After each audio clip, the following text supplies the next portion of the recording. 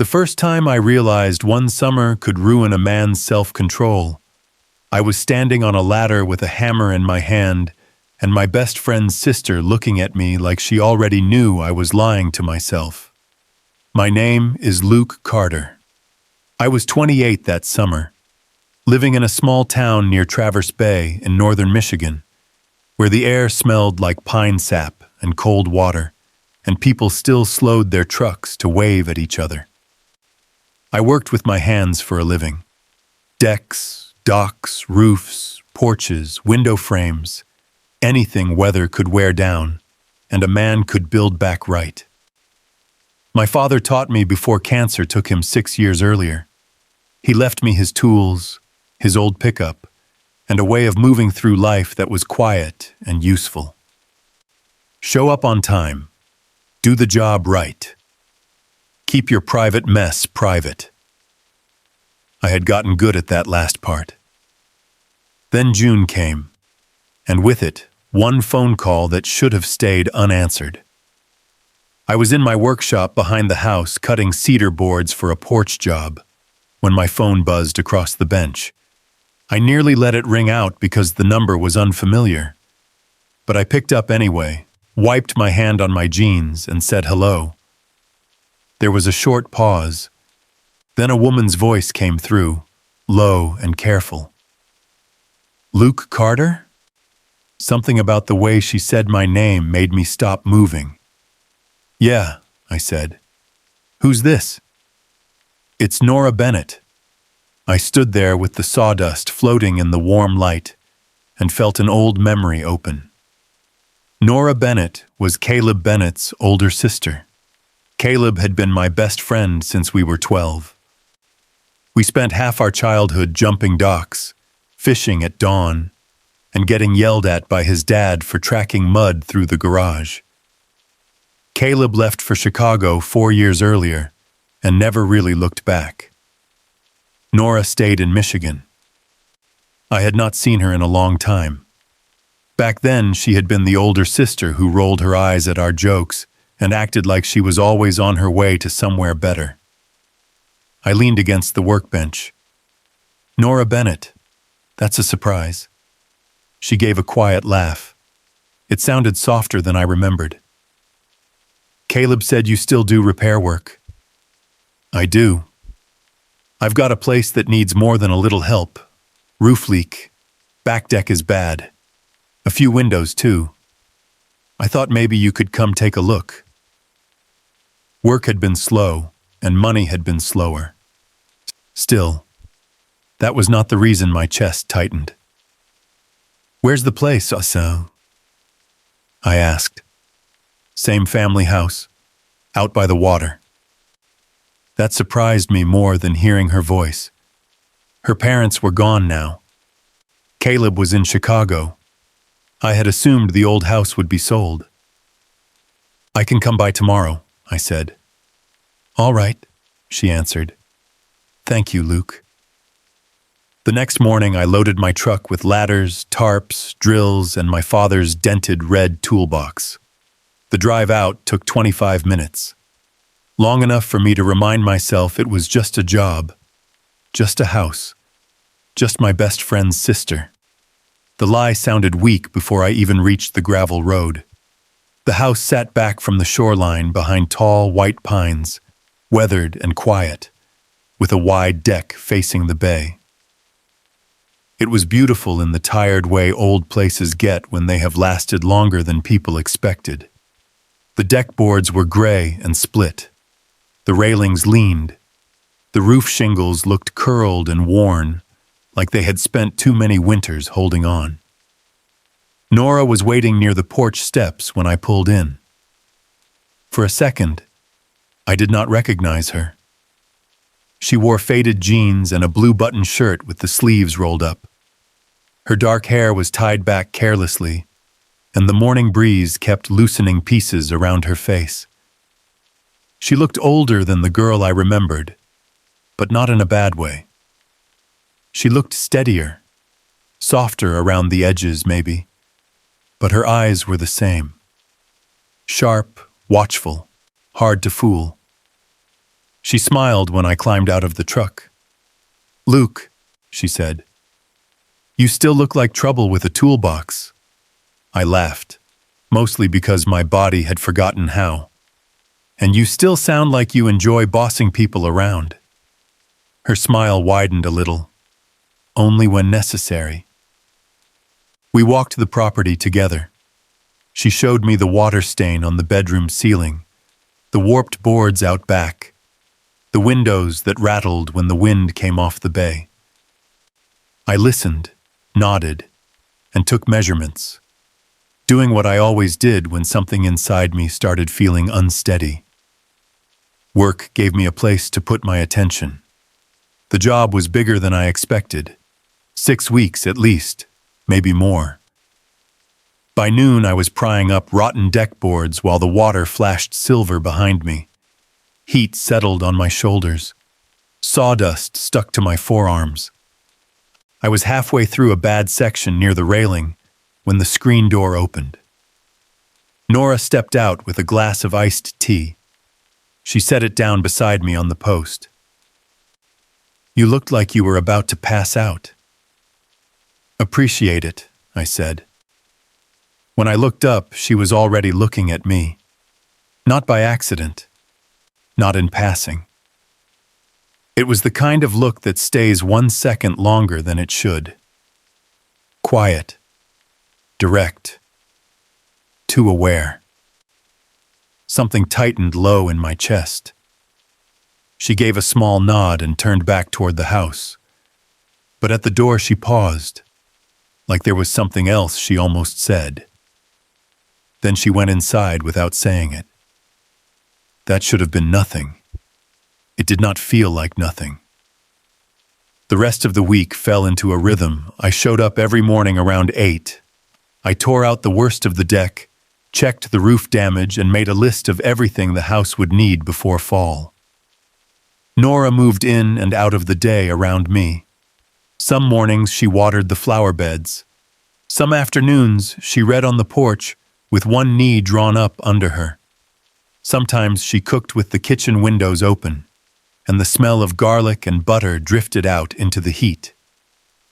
We talked, but not deeply. She asked how bad the repairs were. I asked how Caleb was doing in Chicago. Easy subjects, safe ones. But even safe things can start to feel dangerous when two people leave too much unsaid. By the second week, she had started bringing me lunch. Nothing fancy. A sandwich wrapped in paper, cut fruit in a bowl, cold lemonade in a mason jar. She always acted like it was casual, like she had simply made too much. I always acted like I believed that. One afternoon, while I was replacing a support beam, she leaned against the porch post and watched me work. "You're good at this," she said. I kept my eyes on the level in my hand. "It's what I know." Her voice softened. "Your dad would be proud of you." That one hit deeper than I wanted it to. Most people in town stopped saying his name after the funeral. Like grief had an expiration date and mine had passed. I swallowed and kept tightening the bolt so she would not see my face. "Thanks," I said. When I finally looked up, her eyes were still on me. Warm brown in the afternoon light, steady and too understanding. I had the strange feeling that she was seeing right past the work shirt, and the sawdust, and the easy smile I wore for everyone else. I looked away first. That night, driving home with both hands tight on the wheel, I told myself I was imagining things. She was lonely. I was tired. It was summer. That was all.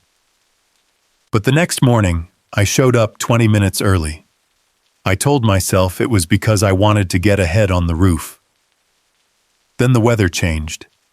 By Wednesday afternoon, clouds had rolled in over the bay, thick and dark. I was on the roof pulling damaged shingles when the first hard drops hit. I should have climbed down right away. Instead, I tried to finish one last section. A man can do a lot of stupid things when he is trying to prove he still has control.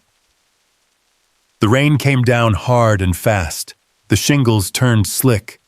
My boot lost traction near the edge. In 1/6 second, the world tilted. I slid. I caught myself once, then lost it. When I hit the ground beside the house, the breath left my body so hard I thought I might black out. Rain pounded my face. Mud soaked through my shirt. For a second, all I could hear was the storm. Then I heard her. "Luke!" Nora came running barefoot through the rain, her dress clinging to her legs, hair falling loose around her face.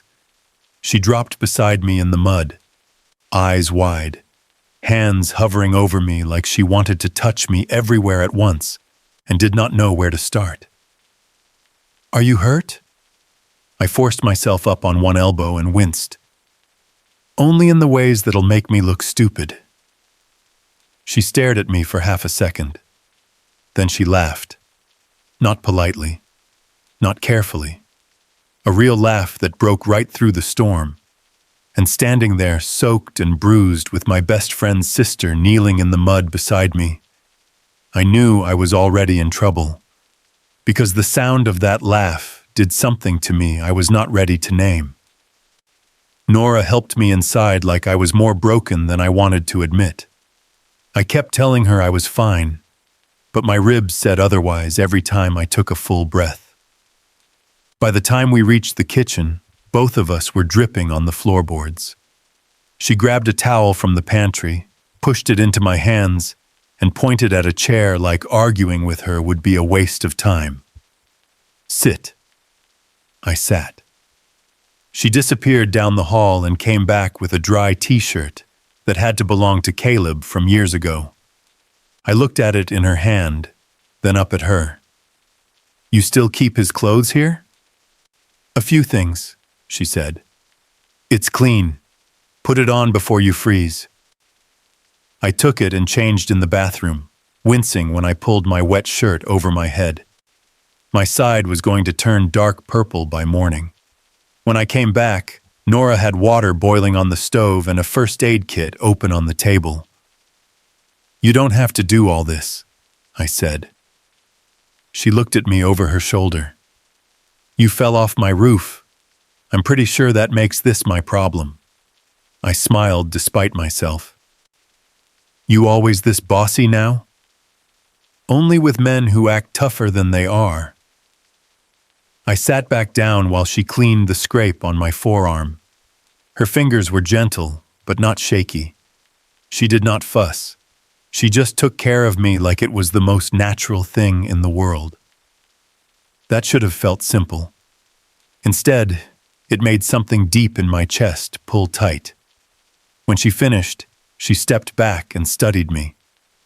"You need to take the rest of the day off." "I can still work." She folded her arms. "Luke." I looked at her. Really looked. Rainlight pressed against the windows. Her hair was damp around her face. Her shirt had dark patches where it was still wet. There was concern in her eyes, but something else too. Something quieter. More dangerous. I looked away first. "One afternoon won't kill me." "No," she said softly. "But pretending you're fine might." That landed harder than it should have. She handed me a mug of coffee and sat across from me at the table. For a while, neither of us spoke. The rain hammered the roof, and the whole house felt smaller because of it. Warmer, too. Like the storm had shut the rest of the world out and left only us inside. I wrapped both hands around the mug. "You live out here alone all the time?" "Most of the time." "That doesn't bother you?" She gave a small shrug. "Sometimes I like the quiet. Sometimes the quiet gets loud." There was no self-pity in the way she said it. Just truth. I nodded slowly. "Yeah, I get that." Her eyes lifted to mine. Do you?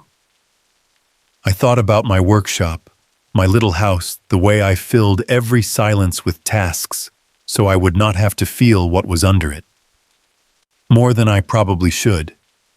She watched me for a second, like she was deciding whether to ask more. Then she didn't. She just took a sip from her mug and looked out at the rain. That should have made it easier. It did not. After the storm passed, I went back outside. But something had changed. The deck still needed boards. The roof still needed patching. The tools still fit in my hands the same way they always had. But the easy distance between me and Nora was gone. It did not disappear all at once. It thinned. She stood closer when she brought me water. I stayed longer when she asked small questions. The silences stopped feeling empty and started feeling full, like something lived inside them. By the end of June, I knew the shape of her days without asking. She opened the kitchen windows in the morning. She read in the porch chair after lunch when the light was good. She walked to the shoreline near sunset and stood there with her arms folded, staring out at the bay like she was waiting for it to answer something. I started watching for those things. That was my first mistake. The second was staying for dinner. She asked on a Thursday night after I had spent all day replacing the back rail. "I made too much chili," she said from the doorway. "Unless you're in a hurry." I should have said yes, I'm in a hurry. I should have packed my tools, climbed in my truck, and driven home before the night got soft around us. Instead, I said, "Sure, I can stay a little." The kitchen smelled like onions and cumin and warm bread. She set out 2 bowls like she had already known what my answer would be. We ate at the small table by the window while the last light slid off the water outside. At first we talked about safe things, the repairs, a dock down the road that needed replacing, Caleb and his job in Chicago. Then she asked about my father. Not the usual town version of it. Not the quick sorry people offer because they do not know what else to say. She asked what he was like when he was happy, what kind of laugh he had, what he said when I got something wrong as a kid. She asked like she wanted the real man, not the short version grief leaves behind. So I told her. I told her about Saturday mornings in the garage with old country music on the radio. About how he used to run his hand along a board and say, "Wood talked if you listened right." About how he never rushed a job because a rushed job always came back to shame you. Nora listened with her whole face. When I finished, she said quietly, "You sound like him when you talk about work." That caught me off guard. "Yeah?" She nodded. "You sound steady." No one had called me that before. I looked down at my bowl because I did not know what to do with the warmth those words put in me. After dinner, we took our drinks out to the deck. The new boards were smooth under my boots. The rail I had built was solid against my hands. The water was dark blue, nearly black, and the wind coming off it smelled cold even in summer. Nora leaned on the railing beside me. "Can I tell you something honest?" she asked. I glanced at her. "You usually don't?"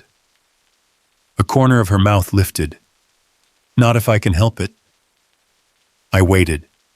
She looked out at the bay. After my divorce, I got used to making myself small, quiet, easy. It was simpler than wanting things from people and being disappointed.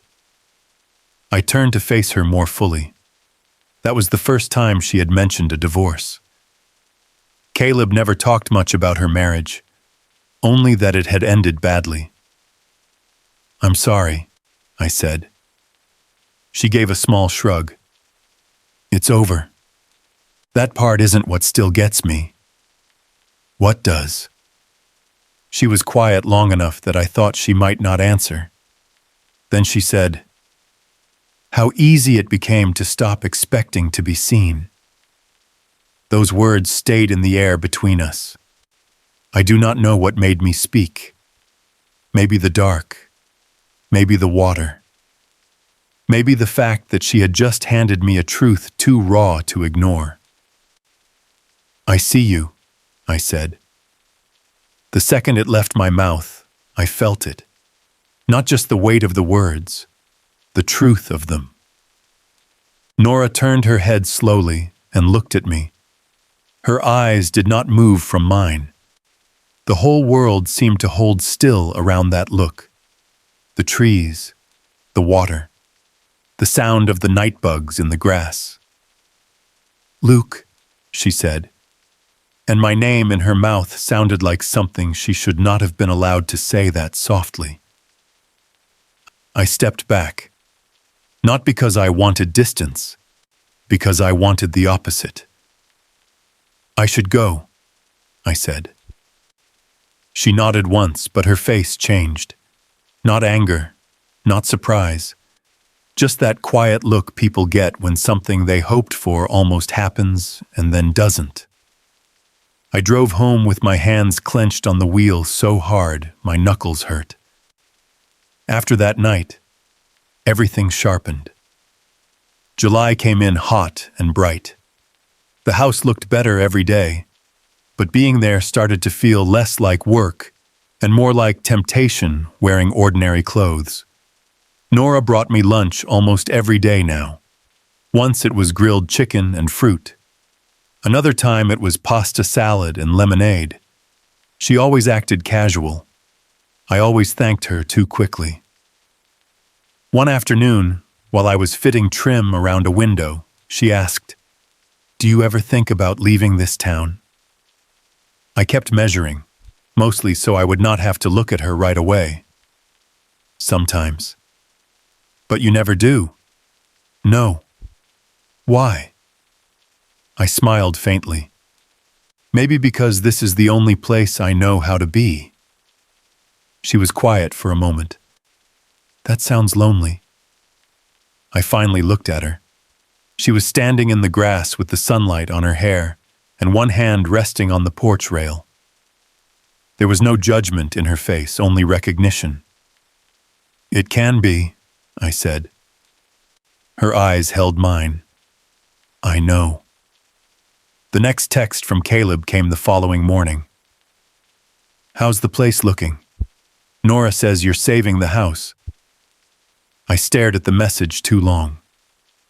Saving the house. Not fixing it. Not patching it. Saving it. I typed back that the work was going well and shoved the phone back into my pocket like I had been caught doing something worse than reading a message. Nora came outside with iced tea and stopped when she saw my face. That was Caleb. It was not a question. "Yeah." She set the glass down on the porch rail. "What did he say?" I kept my eyes on the drill in my hands. "Nothing bad." "That isn't what I asked." I looked up then. Her expression was calm, but I could see the tension under it. "He said you told him I'm saving the house." Her face softened a little. "You are." The words should have felt good. Instead, they made guilt rise in my throat like heat. "This is getting messy," I muttered. Nora was quiet. "Only if you keep lying about what this is." I let out a short breath. "And what is it?" She stepped closer, not enough to touch me, but enough that my body noticed. "I think you know." I did know. That was the problem. I stepped back from her and reached for a stack of boards I did not need yet. "I need to finish this window." Nora watched me for a second longer, then nodded like she understood retreat when she saw it. "All right." But the look in her eyes stayed with me the rest of the day. That night, I stayed for dinner again. I told myself it was because the drive home felt pointless after working late. I told myself it was because she had already cooked.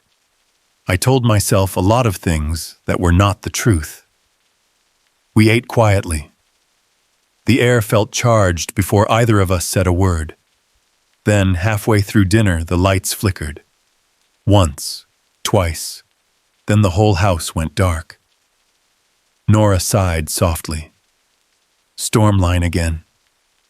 I'll check the breaker. I found my way down the hall by memory, and the last thin strip of evening light coming through the windows. The breaker box was near the laundry room. I flipped the switch. The lights came back with a hum. When I turned around, she was standing at the end of the hall. I had not heard her come after me. She wore a soft gray shirt and shorts, her hair loose over her shoulders. The light behind her made her eyes look darker than usual, more serious. For a second, neither of us moved. Then she walked toward me slowly. I can't keep doing this, she said. My throat went dry. Doing what? Acting like I don't feel it. Her voice was low, steady, but I could hear the strain under it. Sitting across from you at dinner, watching you leave every night, pretending I don't know what happens every time you look at me and then look away. I could not seem to breathe right. Nora. She stopped close enough that I could smell her shampoo, something clean and light. I know Caleb is your best friend. I know how this looks. I know the town would have something to say. I know all of it. Her eyes locked on mine. But I'm tired of living like being careful is the same thing as being honest. My pulse was hammering now. Loud, stupid, uncontrollable. She took one more step. Stop pretending, she whispered. And every excuse I had built all summer started to crack. The hallway went so quiet, I could hear my own heartbeat. Nora stood right in front of me, close enough that if I moved even a little, I would touch her. Her face was calm, but I could see how much it had cost her to say those words. Stop pretending. The truth was, I had been pretending from the first week. Pretending I only came early because of the work. Pretending I did not notice the way her voice changed when she said my name. Pretending I did not think about her after I left. Pretending I was still in control. I looked at her mouth, then forced myself to lift my eyes back to hers. You think this is easy for me? Her breath caught, just a little. No, I think it's hard for both of us. I laughed once, low and rough. That's not helping. It isn't supposed to. The house felt too small around us. Warm light from the kitchen stretched into the hallway. Outside, the wind moved through the trees, and somewhere beyond the windows, the bay kept rolling in and out like nothing in the world had changed. Everything in me had changed. I took a slow breath. Caleb trusts me. Nora nodded. I know. He's my best friend. I know that too. I searched her face for something that would make this simpler. Fear. Regret. A reason to step back. But all I found was honesty. And that was worse because honesty leaves a man nowhere to hide. I've been trying not to want this, I said. Her eyes softened. Has it worked? No. That one word seemed to settle something between us. Nora moved closer until her hand touched my wrist. Just that. Bare skin against bare skin. Nothing dramatic, nothing wild, but it went through me like fire. Then stop fighting me, she whispered. I turned my hand and caught hers. That was the line. Not the kiss. Not yet. It was that small choice. The choice to hold on instead of pulling away. Her fingers curled into mine like they had been waiting there all summer. My chest tightened so hard it almost hurt. "Nora," I said again, but this time her name sounded different. Not like a warning, like a confession. Then I kissed her. It was soft for half a second, almost careful. Then all the restraint we had been dragging behind us for weeks broke loose at once. She stepped into me, one hand gripping my shirt, and I pulled her closer without thinking. The kiss deepened, slow and hungry and honest in a way I had not been with anyone in years. She tasted like wine and warm breath, and every moment I had been trying to ignore. When we finally pulled apart, both of us were breathing hard. Her forehead rested against my chest for a second. I could feel the tremble in her shoulders. Not fear. Not exactly. More like the weight of finally letting herself have something she had been denying. "We should have done that later," I said quietly. She let out a shaky little laugh. "You still think there's a right way to do the wrong thing?" I slid my hand up to her cheek. "Is this wrong?" She looked up at me, and the sadness in her eyes hit me almost as hard as the wanting. "That depends on who gets hurt." The name was already there between us, even before either of us said it. Caleb. I stepped back first this time, not because I wanted distance, but because I needed air. "I hate this part." "So do I," she said. We stood in silence for a moment, trying to gather ourselves, trying to put shape around something that had just spilled past every boundary we had set. Then my phone buzzed in my pocket. We both froze. I did not have to check to know who it was. Still, I pulled it out. Caleb. A text message. "You up? Need to ask you something." My stomach dropped. Nora saw my face and closed her eyes for one brief second before opening them again. "Answer him." I rubbed a hand over my jaw. "Right now?" "Yes, right now." I stared at the screen, then typed back, "Call me." He called almost immediately. I answered and turned slightly away, though not enough to make Nora disappear from my vision. She stood at the end of the hall now, arms folded tight across herself, watching me with a face too still to read. "Luke," Caleb said. "Hey, man." "Hey. You busy?" I almost laughed at the question. "Not really." There was a pause, and then he said, "I've been thinking about coming home next weekend." The words hit me like a hammer to the ribs. "Next weekend?" "Yeah. Haven't been back in months. I miss the bay, miss Nora, miss real air." He gave a short laugh. "Chicago's making me miserable." I swallowed hard. "That'd be good." "You think so?" "Yeah," I said, though the words scraped on the way out. "I think so." He exhaled. "I've been worried about her, man." My eyes found Nora again. She had not moved. "She sounds okay when we talk," Caleb said, "but I know her. She gets quiet when something's off." I forced myself to answer normally. "She's doing all right. House is coming together." "Because of you," he said, and I had to close my eyes for a second. "Seriously, thanks for being there. I knew I could count on you." That hurt worse than if he had accused me of something. "Of course," I said. He kept talking, easy and familiar, telling me about work, about the city, about how tired he was of glass buildings and people who wore expensive shoes and never meant what they said. I answered where I had to. I barely heard my own voice.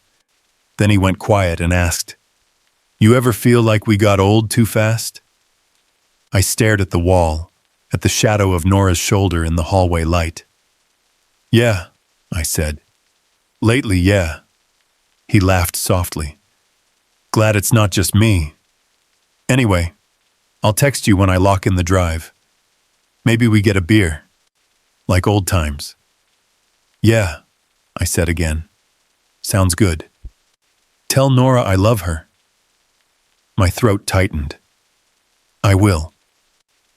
When the call ended, the silence that followed felt heavier than before. Nora let out a breath. "He's coming. Next weekend." She nodded slowly, like she had already known that was how this would go. The second we crossed the line, reality would come running to meet us. I looked at her. "Say something." She tried to smile, but it did not hold. "What do you want me to say?" "I don't know. That this doesn't change anything. That we'll figure it out. That I'm not about to lose my best friend and the first woman I've wanted like this in years at the same time." Her face softened at that. She walked back toward me and stopped close enough for me to feel her warmth again. "Luke, listen to me." I did. "This is real," she said. "That's why it scares you. And me. And probably him too, if he ever finds out." Her voice shook just a little now. "But I'm not going to let one kiss turn into a wreck that takes all three of us down." I stared at her. "So what are you saying?" "I'm saying we need to stop. For now." The words landed like a blow. "For now," I repeated. "Yes." I looked away, jaw tight, because I knew she was probably right, and I hated her for being the one who had to say it. "I waited too long in my life already," she said more softly. "I spent years staying in a marriage that made me feel invisible because I was scared of what starting over would cost. I won't live like that again, but I also won't destroy my brother to prove I finally chose something for myself." I turned back to her. "You think this would destroy him?" "I think secrets do that." Neither of us spoke for a moment. Then I asked the only thing that mattered. "And us?" Her eyes filled, though she did not let the tears fall. "I don't know yet." That answer should have made me back away. It should have made things feel hopeless. Instead, it made me realize just how honest she was being. She was not asking me for drama. She was not asking me to lie. She was asking me to hold something painful without breaking it. That made me love her a little, which was exactly the problem. I let out a slow breath. "All right." She searched my face. "All right?" "I won't make this harder than it already is." My voice sounded tired, even to me. "When Caleb comes, I act normal. I finish the job. I keep my head straight." Nora gave a small nod, but the ache in her eyes only deepened. "Thank you." I almost smiled at that. "Don't thank me. I'm not doing this because I'm noble. Why are you doing it? Because if I stay near you another minute, I'm going to kiss you again." Her lips parted, and for one dangerous second, I thought she might tell me to do it anyway. Instead, she stepped back. "You should go home tonight," she said.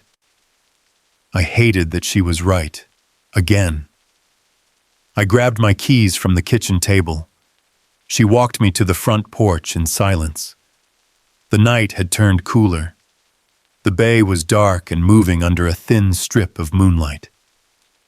My truck sat at the edge of the gravel drive, looking ordinary in a moment that did not feel ordinary at all.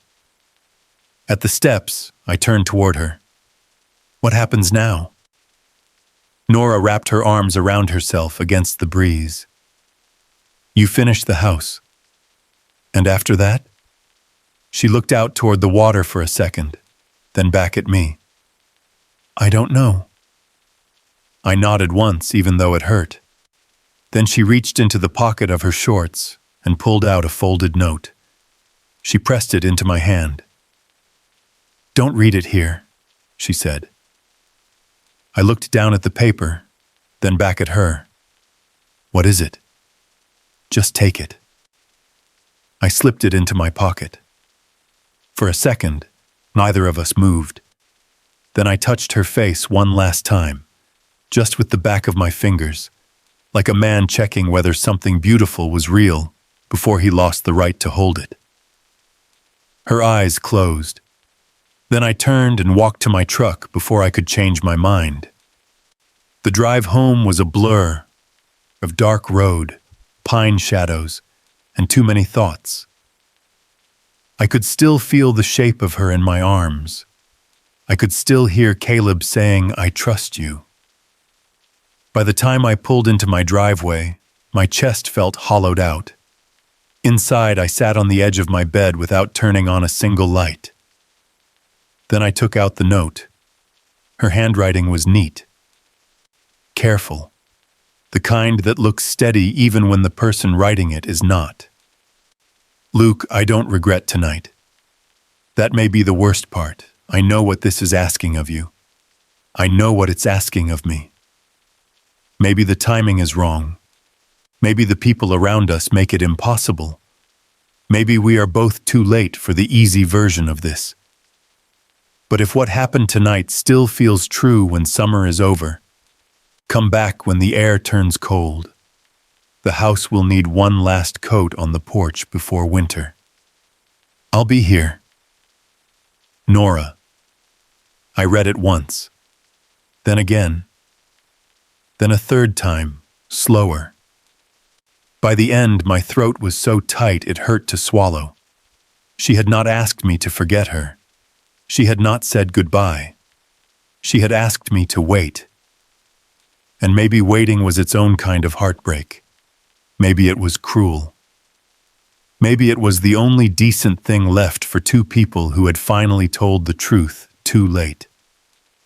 I folded the note carefully and slid it into my wallet behind my father's old hardware store receipt I had kept for years. Then I lay back on the bed and stared up into the dark. Caleb would come next weekend. The town would keep watching. The line we crossed would not uncross itself.